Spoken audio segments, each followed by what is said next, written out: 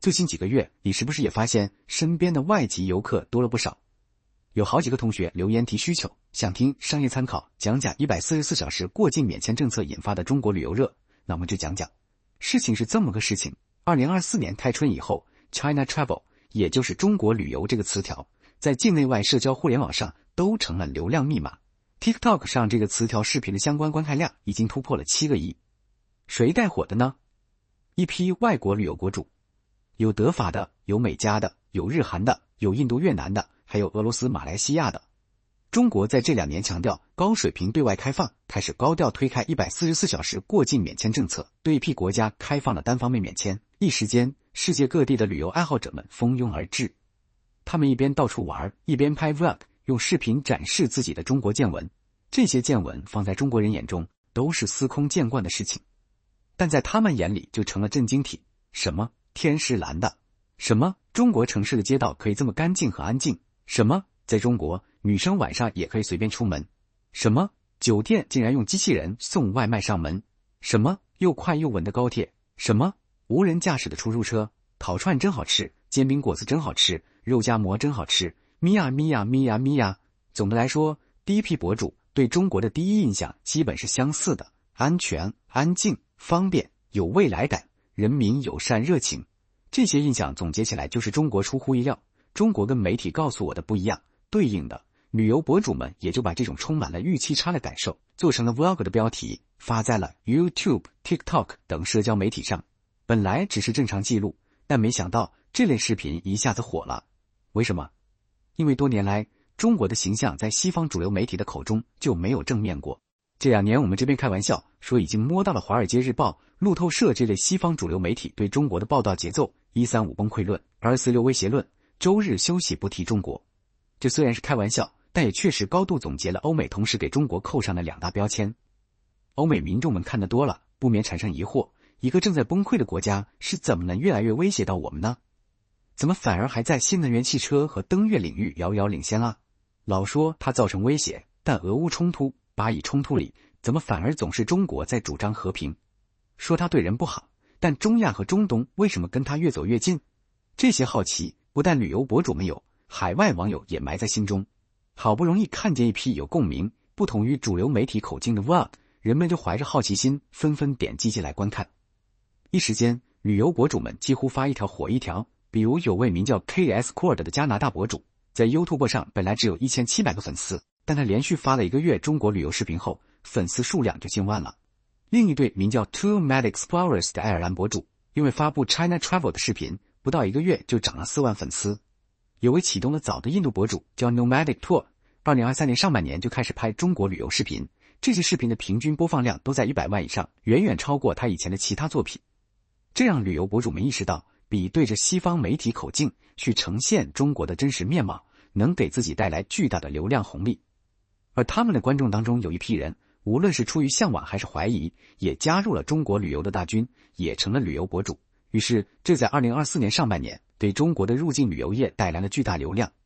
国家移民管理局说，2024年上半年中国各口岸入境外国人1463.5万人次，同比增长 152.7%。其中有超过一半的人是通过免签入境的，达到了854.2万人次，同比增长 190.1%。这还没到峰值，国家移民管理局预计说，下半年外国人来华的热度还要持续升温。外籍游客们争相来华，又让旅游博主之间也卷了起来。他们为了持续获得流量，开始思考自己怎么差异化的整活。有人编段子，在中国晚上出门真的很危险，你的钱会变少，因为路边都是烧烤。有人在室外的咖啡桌上放一台无人看管的电脑，看看3小时后他还在不在？还在。有人去胡同里跟大爷喝酒，有人在早上跟大妈跳广场舞，有人去峨眉山跟猴子打架。最近你可能又听到一句莫名其妙的流行梗，叫 City 不 City， 就是一位来华旅游的美国旅游者发明的。这位旅游者在社交网络上的名字叫宝宝熊，他在自己的旅游 Vlog 里总喜欢用魔性的语调问同伴City 不 City 啊？同伴在回答好 City 啊，意思是一个地方、一种玩法或食物很城市化、很时髦。结果就流传开了。China Travel 视频在海外火热的过程中，这些旅游视频也被中国人搬运到了国内的社交网站上，又马上变成了风靡中国互联网的新型电子榨菜。中国网友们一边笑看老外们的大惊小怪，一边惊喜于中国的真实面貌，终于得以被世界看见。在中国官方和民间看来，这一批外国旅游博主在海外社交平台上成了中国的最强嘴替，四两拨千斤地击穿了西方主流媒体的信息茧房，打破了中国在西方眼中的刻板印象，于是也在互联网上给出了相当热情的回应。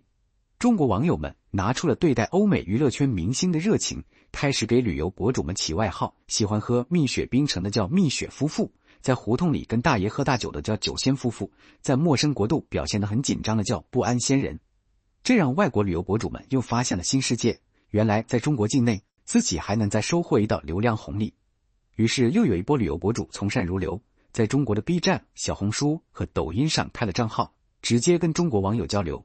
一跟中国网友对接，旅游博主们马上能得到更多的旅游建议，来持续迭代自己的旅游路线和拍摄灵感。这就让他们的作品进化到了第3阶段，有人开始去探索西方媒体口中可怕的边疆和乡镇，有人转向比拼谁能发现更另类的细节。地铁站里竟然有公共厕所，红绿灯带有一块智能屏幕，可以语音问路，酒店房间的窗帘可以自动开合，高铁车厢温度没有太冷，是认真在减碳。中国消费品愿意把可爱当作营销点，而不会羞耻于它的幼稚。博主们拍得越多，在社交网络上吸引到的流量越多，收到的质疑也越多。不少西方网友怀着刻板印象，质疑博主们被中国收买了，或者拍摄画面是绿幕特效。这又给了博主们新的内容灵感，把视频内容迭代到了第4阶段。在这个阶段，有些博主不去游览中国了，而是干脆坐下来把回应质疑做成了新的爆款视频。有个加拿大博主回应说，我一直在世界各地旅游，讲别的国家好，从没被质疑过，但一讲中国好，质疑就来了。有个印度博主说，中国政府要是真的肯给我钱，我何必费事去拍中国街道多干净，我可以直接说出印度的军事秘密。还有一对欧洲夫妇干脆开始上价值，说拿中国的旅游经验跟其他国家比较，让他们意识到，让一个国家变得伟大的是生活在这里的人民，而不是国家的统治者。这话一出，把中国互联网上的年轻人激动得不行，回应说，你旅个游还参悟了人民史观144小时过境免签政策，简直是带动了洋务运动。这可不是100多年前那个洋务运动，而是新时代的让洋人觉悟的运动。以上是过去大半年发生在我们身边的由外向内流行起来的 China Travel 中国旅游热潮，它是一股有望变成主流机会的市场趋势。按照世界旅游及旅行理事会 WTTC 的预测，2024年中国国内旅游收入将达到9380亿美元，比2019年增长 11%， 创下历史新高。外籍游客来中国旅游的热潮，价值还不仅仅局限在商业范畴。我们曾经提到过市场上一个有趣的说法，叫入关之后自有大儒辩经，意思是你变强之后，自会有人来替你论证你的存在合理性和行为正当性。你看今天外国旅游博主这批大儒就真的来了。我们在第191讲说过，运气是种能力，是识别并抓住机会的能力。这个判断也可以用在这次 China Travel 的热潮上。中国入境游突然得到了声量和流量，即使机会到了，也是因为我们为抓住机会做足了功课。中国做了些什么功课呢？我们下一讲继续。再见。